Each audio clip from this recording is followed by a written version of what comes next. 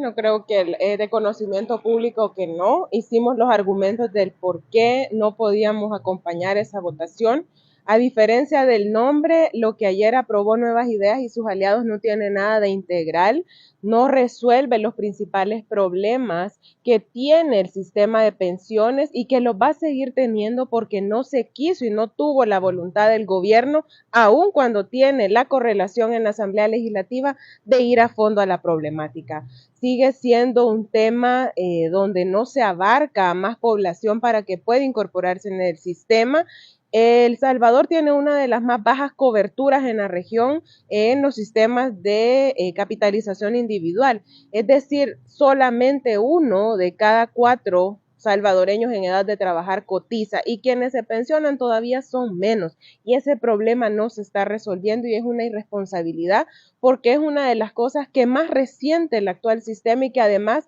es injusto que, aunque la mayoría de la población, un 80% de la población, no se va a poder pensionar, si todos carguen con el peso del sistema, aportando a través de sus impuestos para el pago de este. Y por otro lado, creo que el gobierno hace oídos sordos a un clamor popular que además hemos visto cómo se ha maximizado desde el día de ayer en torno a la negación que hace el gobierno a los trabajadores y a las trabajadoras de poder tener acceso al 25% del anticipo. Esto es realmente preocupante porque así como lo hacen en otros temas, pareciera que aquellos que dicen representar a la gente no están realmente escuchando lo que la población quiere y en un tema tan complejo como las pensiones, donde hay muchas aristas, muchas variables que tomar en cuenta para realmente poder resolver las problemáticas de carácter estructural que tiene el tema, esta ley no lo hace. Eso por, digamos, 2 puntos, ¿verdad? No haber dejado el anticipo si querían con otro tipo de condiciones, con otra regulación, pero no negarle a la población que con esfuerzo a través de su trabajo ha cotizado y ha ahorrado esos recursos, poder obtenerlos como un anticipo, en una calidad de préstamo. En contraposición, si vemos cómo dejan prácticamente la libertad plena a que el gobierno meta mano al fondo de pensiones, donde a través de la emisión de certificados de obligación previsional no establecen límites de cuánto podrá ser utilizado del fondo para que el gobierno obtenga esos recursos a través del Instituto Salvadoreño de Pensiones. Entonces el gobierno sí va a meter mano al fondo, pero no quiere que los trabajadores y trabajadoras puedan obtener sus ahorros vía el anticipo del 25%. Varios analistas, incluso la diputada Claudia Ortiz, ayer mencionó de que no se mostraron los estudios actuariales. Bueno, eso es lo que también hemos señalado con mucha preocupación porque si hay algo claro y es porque miren, el tema del sistema de pensiones no es que se haya venido estudiando desde que ellos llegan al gobierno, este tema ha sido ampliamente estudiado, analizado, hay propuestas desde la academia, desde diferentes sectores que en esta ocasión ni siquiera fueron incorporadas y uno de los elementos que siempre hay que tener en el centro es si hay un respaldo numérico que le dé sostenibilidad en el tiempo a lo que se reforma o a lo que se aprueba. Y en este caso, aunque en el discurso han dicho que hay 176 estudios actuariales, la comisión ad hoc no hizo público ni siquiera uno. Y por lo tanto, teniendo en cuenta lo que ya en otros momentos se ha conocido en tema de números alrededor de ciertas modificaciones en el sistema, sabemos que esto es insostenible en el tiempo. Y lo peor es que a la gente no le están diciendo, miren, claro que las pensiones deben ser mayores y eso es de justicia, claro que deben regularse las pensiones VIP, nadie debe de ganar cifras exorbitantes en pensiones cuando sabemos que la mínima es 304, pero ¿qué pasa? A la población le dicen te vamos a incrementar tanto, pero no cómo se lo van a pagar y de nada le va a servir al pensionado o a la pensionada que le dure una pensión con incremento 2 años, pero después ya no haya cómo pagarla. Y no se diga en contra de las generaciones jóvenes, que hoy, con mucha dificultad, algunos logran entrar al sistema y cotizar, pero las esperanzas de que el sistema va a durar en el tiempo para hacer frente a las pensiones de las generaciones futuras es todavía más complejo. Y eso,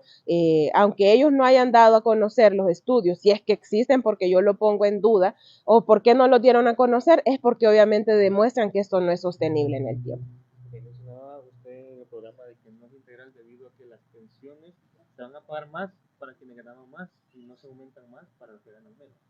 En eso es que no es progresiva. Integral no es porque no incluye todos los problemas que aún no tienen una solución en lo que aprobaron el día de ayer. Y digo que no es progresiva porque en un término de justicia sería lo indicado que las pensiones que al momento de ser calculadas son las más bajas tengan un mayor incremento para que realmente esta población, que es la mayoría, sea la más beneficiada y no sigamos en esa categoría de pensionados donde a los que, digamos, afortunadamente han tenido un buen empleo y cuando van a hacer el cálculo de su pensión es mayor, ¿verdad?, que la mínima o mayor de $1,000, por ejemplo, el incremento sea mayor. Porque eso es fácil, únicamente con una operación aritmética decimos quien en el resultado del cálculo le da una pensión de $1,000, al incrementarle el 30%, automáticamente recibirá $300 más, es decir, una pensión de 1,300. Y la gran mayoría, que es la que está con pensiones bajas, si al cálculo le sale, por ejemplo, $500,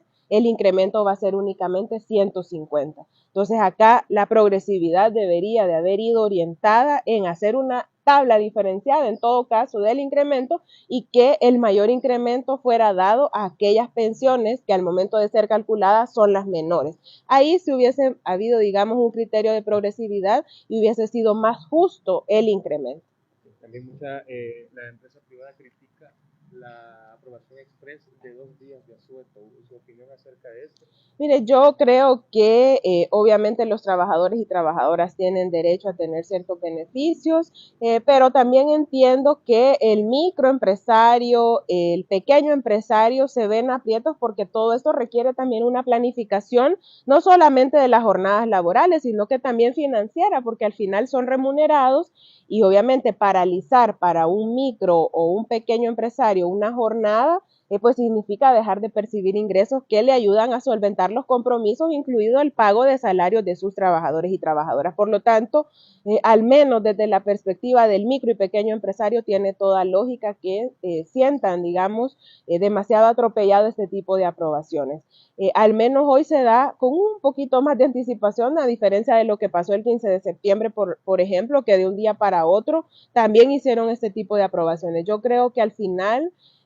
hay que buscar planificar con más antelación si es que se busca dar este tipo de beneficios. Todo bien hablado y planificado, pues no debería de tener las repercusiones que si se hace de manera improvisada o de repente, ¿verdad?, de manera sorpresiva en una aprobación express.